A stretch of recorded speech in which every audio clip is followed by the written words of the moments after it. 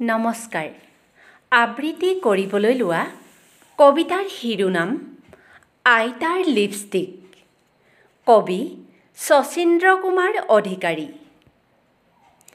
আইতাৰ দুয়ো ওঠ ৰঙা টিক টিক, লগাই সদায় চাগে তেওঁ লিপষ্টিক। পিছে বাৰু ক'ত পায়, কোনে দিয়ে কিনি, মনে মনে আনি দিয়ে ককাই কিজানি। এই ভাবি কথাষাৰ সুধিলোহে গৈ, হাঁহি হাঁহি আইতাই ঢেক ঢেক কৈ বটাটোৰ পৰা আনি তামোল এখনি খুন্দনাত সুমুৱাই দিলে চূণ সানি।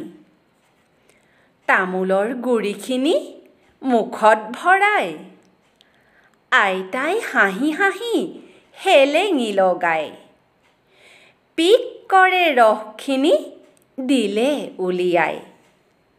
দেখি মই হতবাক, কিনো কথা পায়, ৰঙা চিঙা পৰি গ'ল ওঠ আইতাৰ, লিপষ্টিকতকৈওচোন এই ৰং ছাৰ।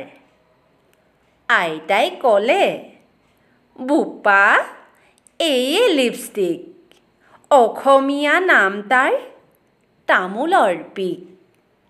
ধন্যবাদ।